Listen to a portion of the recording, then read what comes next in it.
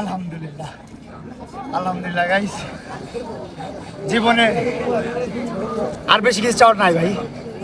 আল্লাহর ঘরে আসতে পারছি, কাবা ঘরটা ছুঁইতে পারছি, চুমা দিতে পারছি, আলহামদুলিল্লাহ। আমার জীবন সার্থক, আমার জীবন সার্থক।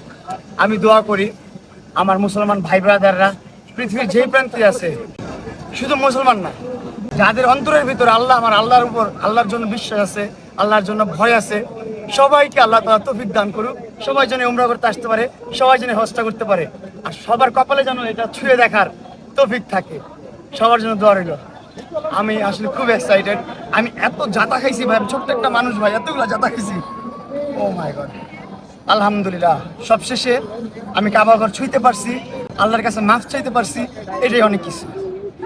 কারো প্রতি কোনো ক্ষোভ নেই আমার। আল্লাহ তাআলা আমাকে যারা ভালোবাসে মানুষ, আল্লাহ তাআলা সবাইকে তৌফিক দান করুক, সবাই যেন আসতে পারে। আর যারা আমাকে হেট করে, যারা আমাকে ঘৃণা করে, আল্লাহ তাআলা তাদেরকে হেদায়েত দান করুক, তারা যেন বুঝতে পারে সবকিছু, এবং তাদেরকেও আল্লাহ তাআলা তৌফিক দান করুক, তারাও যেন হজ করতে পারে, উমরা করতে পারে। আমার শত্রুদের জন্য ভালোবাসা, ভালোবাসার মানুষের জন্য ভালোবাসা। Love you everyone.